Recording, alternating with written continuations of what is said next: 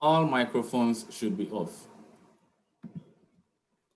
So when we talk about the organizational level analysis, it basically means that we are doing a comprehensive analysis of what an organization stands for.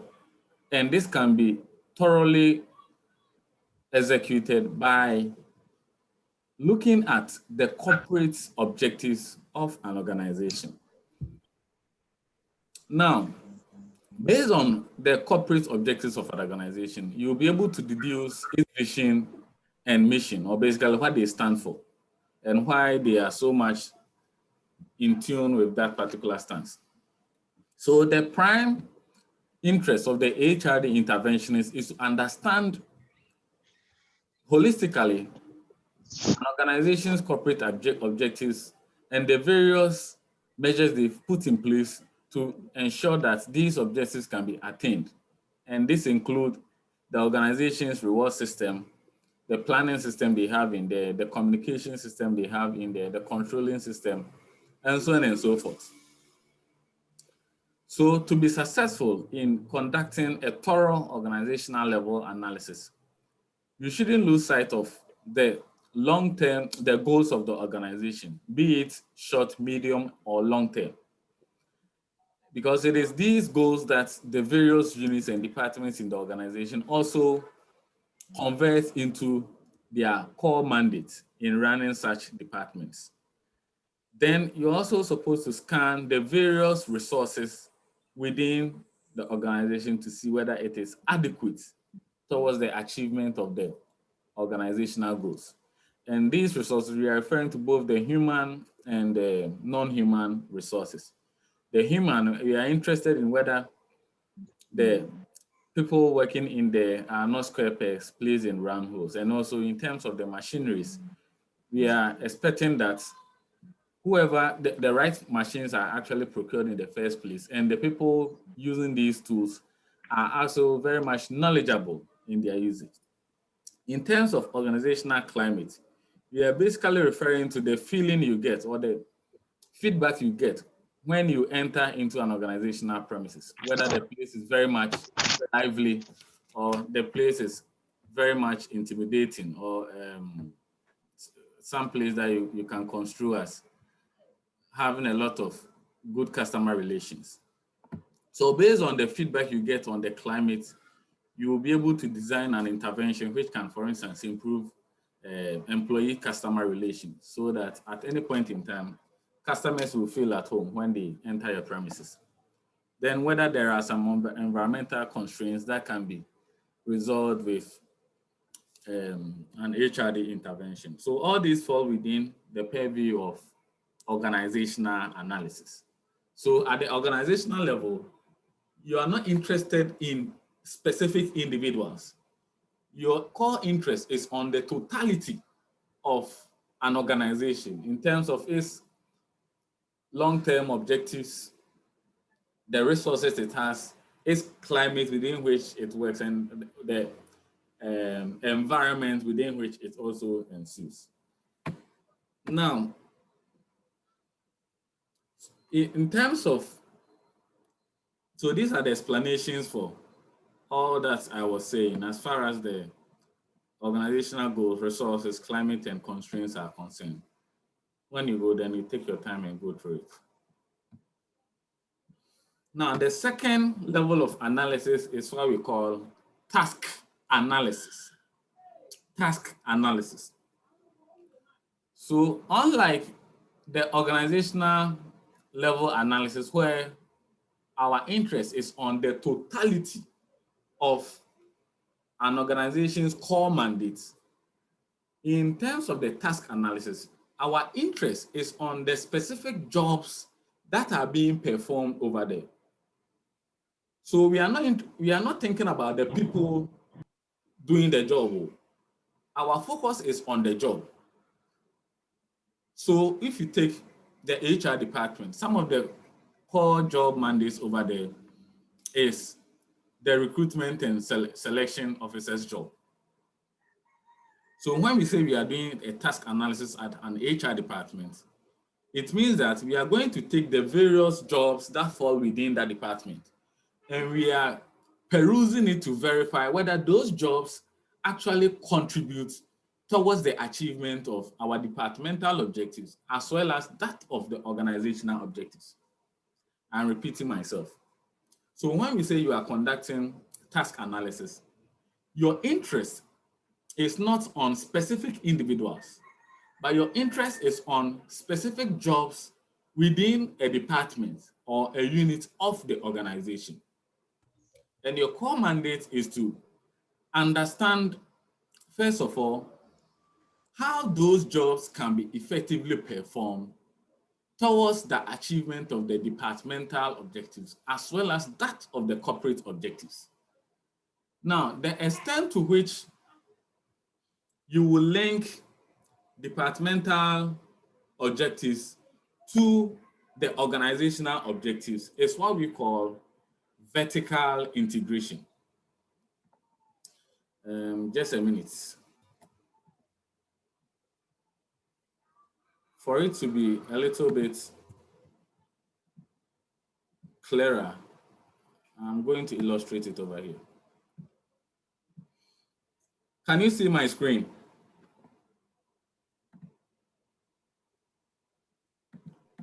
Yes, sir. Can you see the blank screen?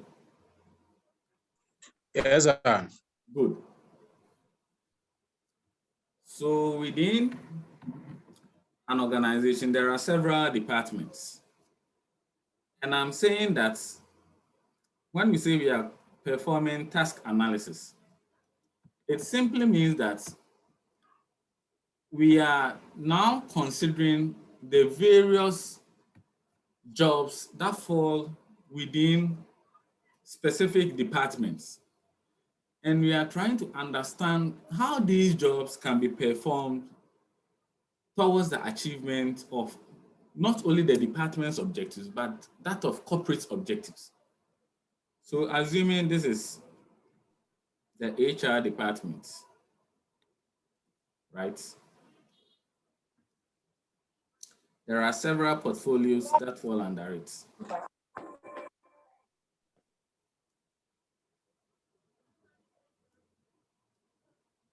Hey, my pen is messing up.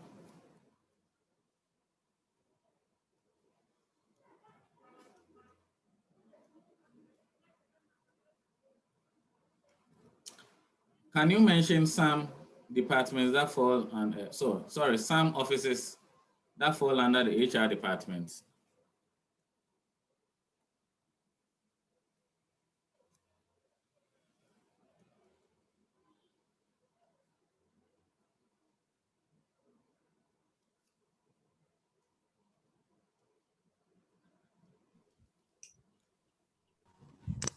Okay. So let's consider this structure we have on the board. And don't forget that I think in my, is it first lecture or so, I basically talked about some of the various functions that are performed under the HR departments.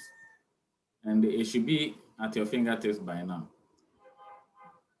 Now, when we say we are performing task analysis, it means that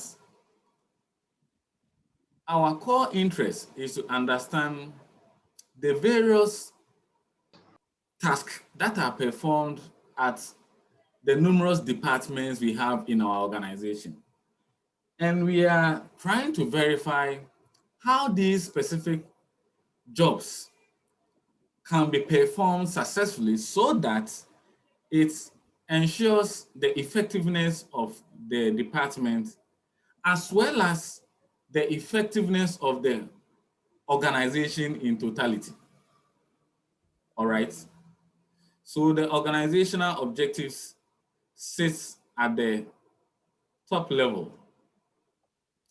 And out of these organizational objectives or corporate direction, the HR department also develop its own policies and practices for recruitment and selection, for instance, for training and development, for reward management, for performance management, for employee relations. You can even have health and safety, and so on and so forth. Now, when we say we are doing task analysis at the HR department, we are perusing these specific job portfolios under the HR department to verify how they can contribute to the success of the department, and they can also contribute to the achievement of the organization's long-term objectives. Now, so if you take the recruitment and selections officer or as a function, we expect that they will be thorough and careful in their hiring of employees into the organization. So we don't expect people to be employed on the basis of whom you know or because of how beautiful they are, but they are expected to be paid on the basis of the credentials they possess, the certificates, the working experiences they have acquired over the period. Then the T&D section also comes in to augment the recruitment and selection job by making sure that the new recruits are given adequate orientation into the organization so that they will be indoctrinated to understand the organization's corporate objectives.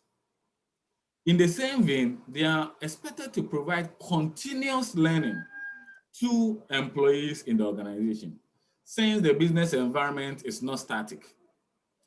In terms of reward management, the compensation and benefit officer is expected to provide substantial reward to employees so that at any point in time, they will be motivated to contribute to the achievement of the organizational success.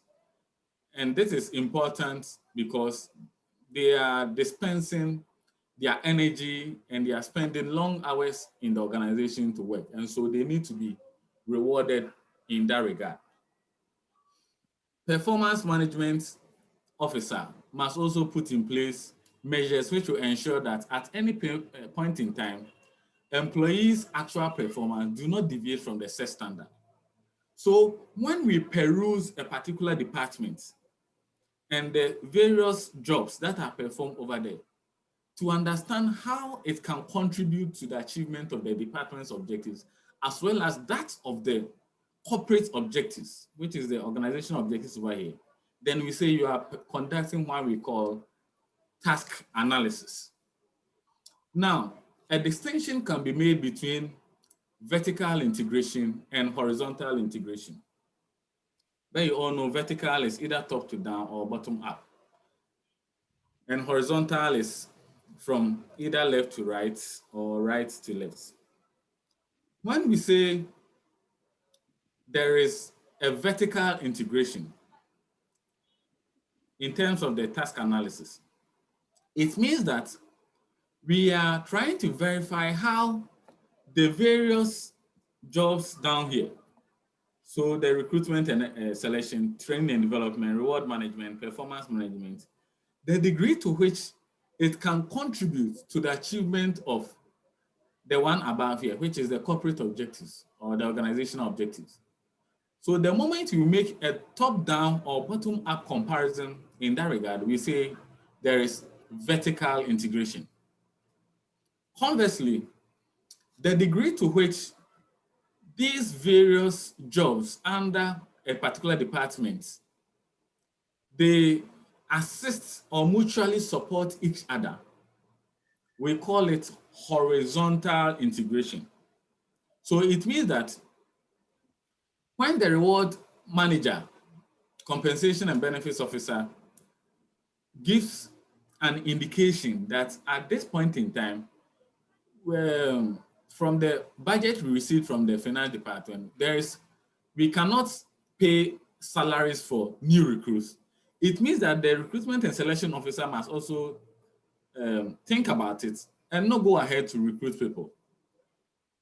In the same vein, if the performance management officer indicates that at this point in time, they are recording a whole lot of accidents in the organization, it is affecting the performance of employees. So he will need the T&D, training and development officer, to organize some health and safety seminar to update the employees on how they can work safely at the workplace. You see that they are working hand in hand. So when the when the various job increments or offices mutually support each other in that regard, we call it horizontal integration. So you see, these ones are mutually supporting each other. And the extent to which the entire department, like an HR department or accounting and finance or procurement department or IT department, mutually supports the achievement of corporate objectives, we call it vertical integration. All right, let me pause for any questions. If you have questions, you can go on now.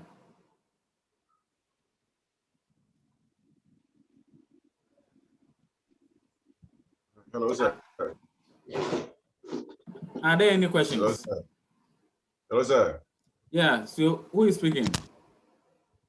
Yes, sir. Jefferson, okay, yeah, go on.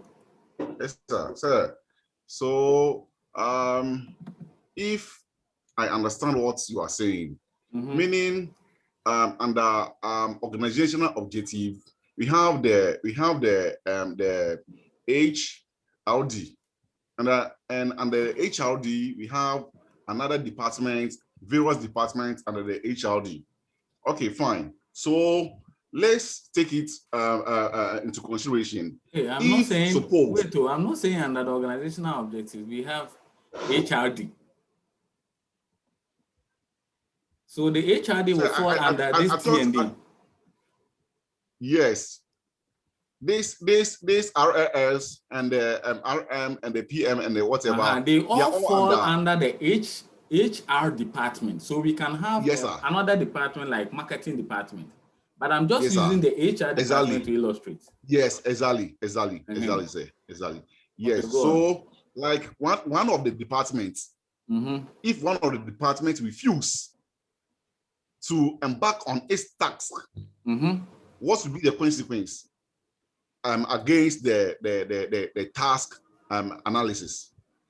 Okay, so if an organization refuses to perform its task, yes, then it means the consequence, it will have negative repercussions not only for themselves but for other departments, and then the achievement of corporate objectives as well.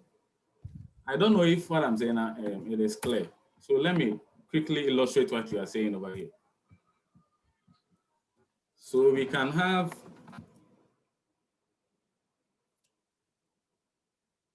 within an organization, let's have the corporate objectives here.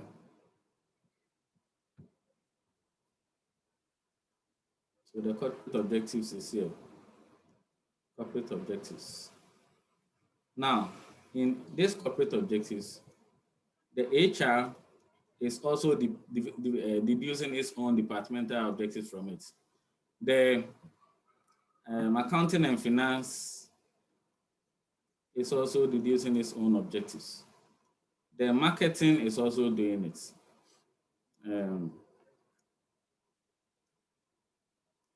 The procurement and logistics is also doing it, and so on and so forth. Now, you are saying that assuming let's say the HR department decides not to accomplish the task they are expected to accomplish. Is that what you are saying? No, sir. Under the HR, there are another department under the HR, right? There are other offices. Not offices. Thank you. Okay, another offices under the HR. And they are all supposed to do specific job or task. Yes. Based on the task analysis. So if these offices refuse to embark on their task or accomplish their task, yes, what will be the effect on the task analysis? Okay, so listen, the task analysis there, it is you HR director, or perhaps if it has been, you have delegated the authority to the human resource development officer to do it. He is now perusing these various jobs to understand their core mandates and how they can contribute to their departmental success as well as that of organizational success. Please, is that part clear?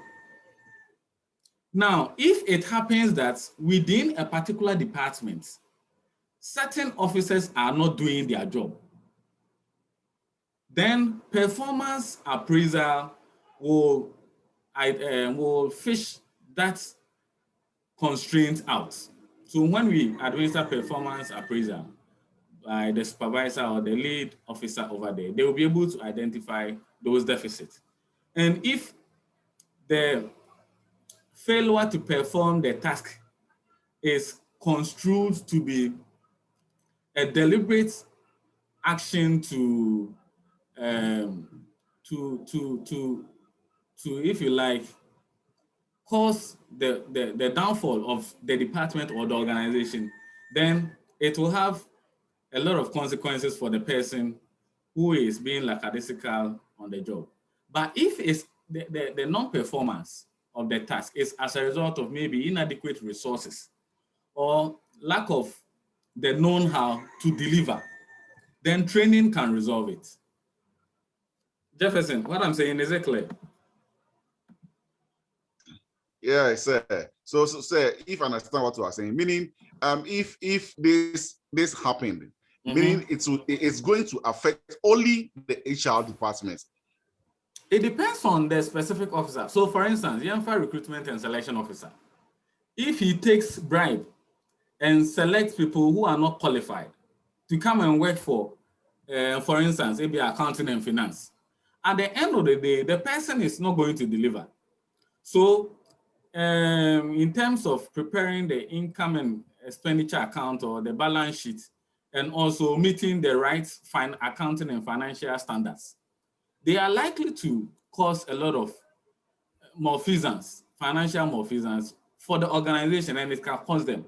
So it is not only going to affect the department where the recruitment and selection officer failed to make sure they got the right person for, but it will also affect the entirety of the organization. The entire organization. Thank exactly. you, sir. Okay. So it depends on how you are analyzing all these things. So the core mandate of doing this task analysis is not to go and punish someone, but you want to have a comprehensive understanding of how the various jobs or tasks are performed, why they are performed, the way they are performed, the knowledge, skills, and abilities that one must possess before you'll be successful in the performance of that task, and how that task can contribute to the success of the department as well as that of the achievement of corporate objectives. So I didn't want to compound it. That is why earlier on I was using only the HR department to do the analysis. In the straight sense of it, it has to be done for the marketing department, the accounting and finance, and any other department that is deducing its objectives from the corporate objective. Because don't forget, the achievement of an organizational goals is not the core mandate of only one department. Every department has its quota to contribute to. So at the end of the day, we expect that each and every department will be doing their bit. So once again, the degree to which, for instance, under HR departments, the various functional officers will mutually support each other is what we call horizontal integration. Now I'm expanding the horizontal integration. The degree to which the various departments, so HR department, accounting and finance, marketing, P&L, what again, IT department, the degree to which they will mutually support each other, so that at the end of the day, when you combine their efforts, we can achieve the corporate objective. We call it horizontal integration. So over here, I'm analyzing it at the departmental level, but previously I was analyzing it within a department. Over here, I was analyzing it within a department, but here I am moving it and analyzing it across departments. So you can get horizontal integration within and across departments. And you can also get vertical integration top down, either from the corporate objectives to a specific department or the corporate objectives to the sync effort of the entirety of the departments. All right. Now, so let me see what else we have to cover. Please, can you see my screen?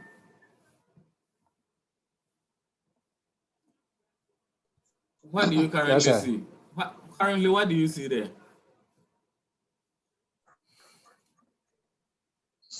Five-step process of task analysis.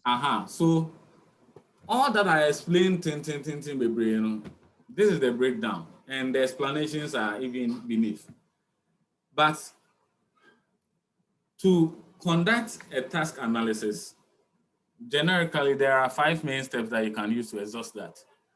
First of all, you have to develop what we call an overall job description. Please, do you understand what job description means? When yes, we say, okay, so who can explain it? What job description is? Job description is the specific thing the person is supposed to do.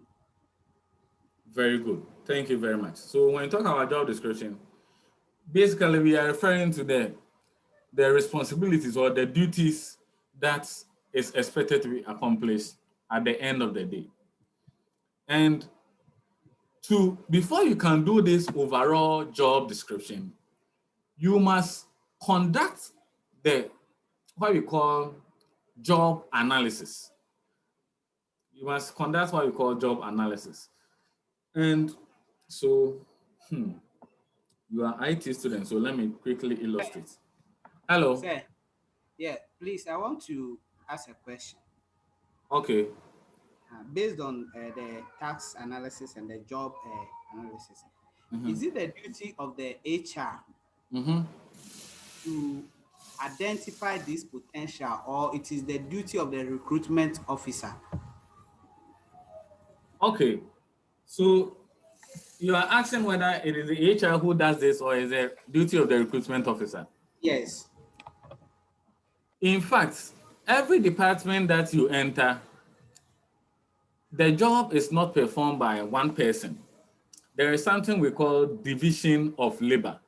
So if you go into the HR department, the recruitment officer relies on the outcome of job analysis to do the recruitment and selection. Now, this job analysis is usually performed by someone we call the human resource planner or the HR, yes, HR planner at the HR department. But depending on how the portfolios that have been created in the HR department, you might not have a single portfolio created for an HR planner. So someone might be working as an HR planner and development officer. So he doubles up 2 in 1. Exactly. So he will be doing the planning and he will also be doing the training and development. So this presupposes that the person is not only planning for the organization as far as the human resources are concerned, but after planning, he also puts in interventions to ensure that the plan gets materialized. Please, is it clear? Yeah, it's clear. But is that not what is causing Africa? Because the doubling up of taxes for people at a specific department. Because when I present my CV, maybe through the CV, you're able to give me a tax that it fits me. Then I'm doing it. Then you say, okay, because there's no portfolio for planning officer, they've added it to it. But maybe my knowledge is not well depth in planning. Okay. So at the end of the day, the organizational goals that we are supposed to achieve will not be as it is, because when you go to the developed world, we have that job specification. If you're a planner, you are a planner. If you are a recruitment officer, they expect that you should know everything about a recruitment processes. Okay. How you don't double up, but in our what I see in even in government sectors, they give this person, then another tax is added. So you see that at the end of the day, the person is not able to perform the two taxes. Example, I am a teacher by profession. Okay. If you take our IPPD officer, he's a teacher. Maybe he was in the classroom, he was brought to the education office. Now he becomes an IPPD officer. So on job training.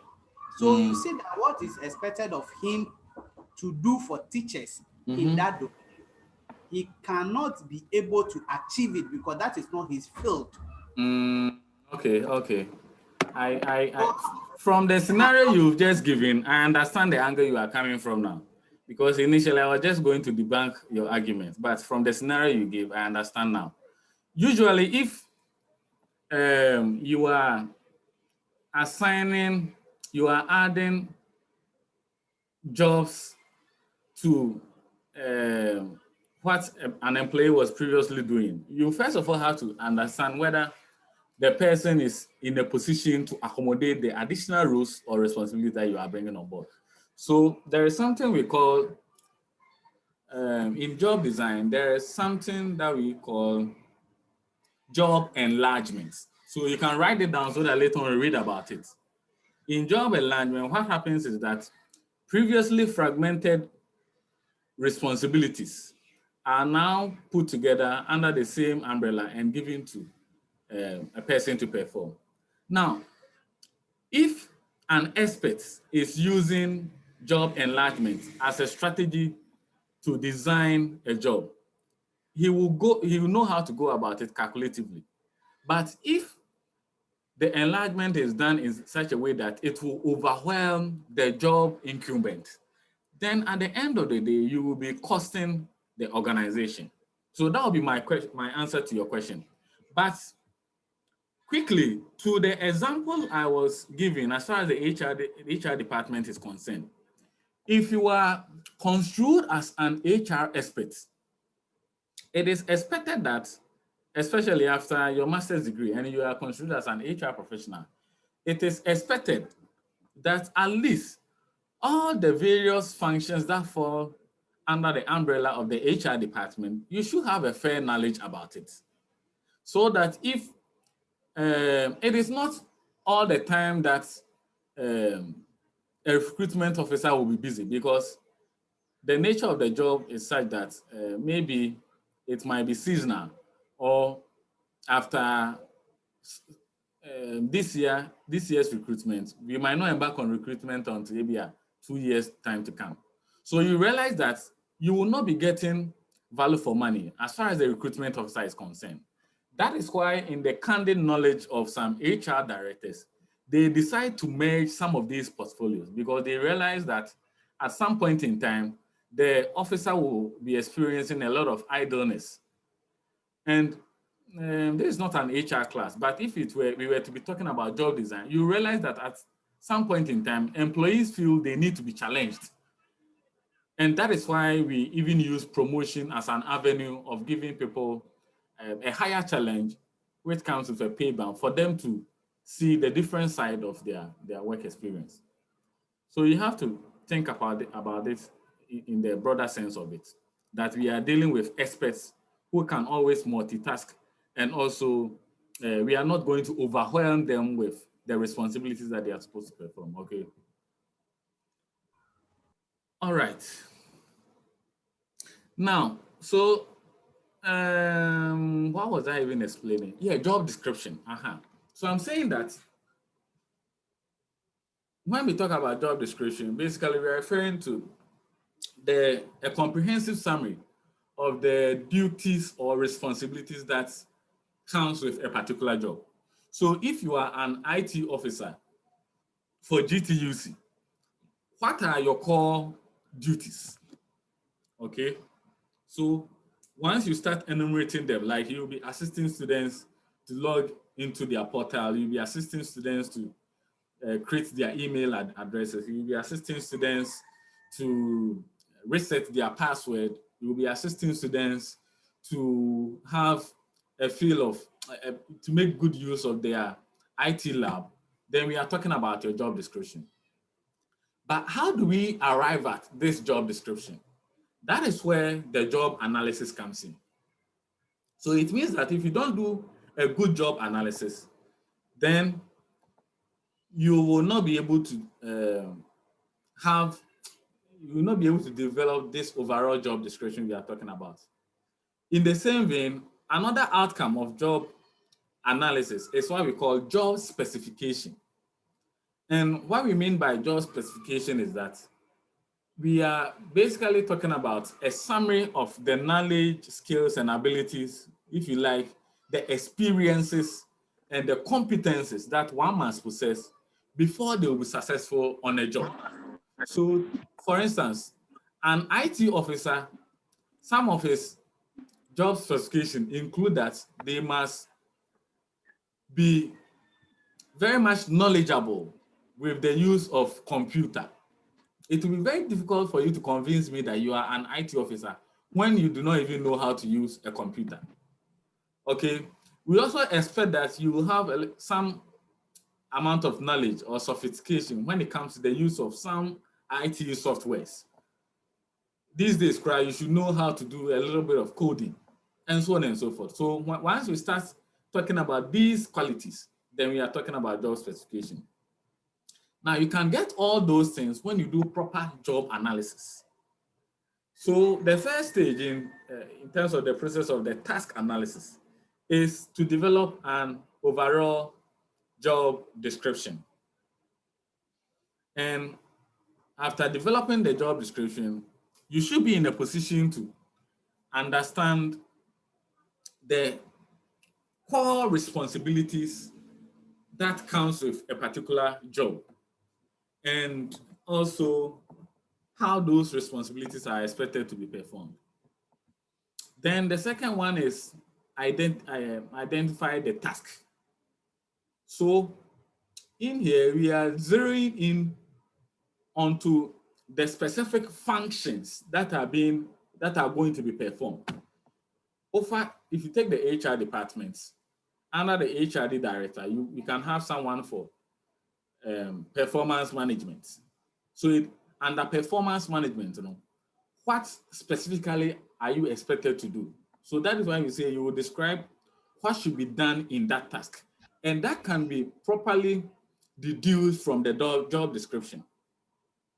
This presupposes that if it is not clearly spelled out in your employment letter that you are supposed to be doing A, B, C, and D, then it indicates that when it is time for performance appraisal, those indices might not be considered. Then you're also supposed to describe what is actually done. So an IT, when we talk about what should be done and what is actually done, we are talking about the standard and the actual performance. In other words, what are the key performance index of an IT director? And how does this IT director satisfy these key performance index? All those things fall under the identification of tasks. Then the third component has to do with the description of the knowledge, skills, and abilities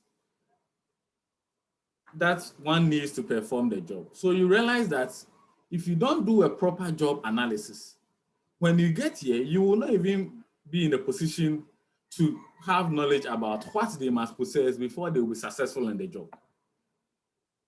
Then you must also identify areas that can benefit from training. So having identified the standards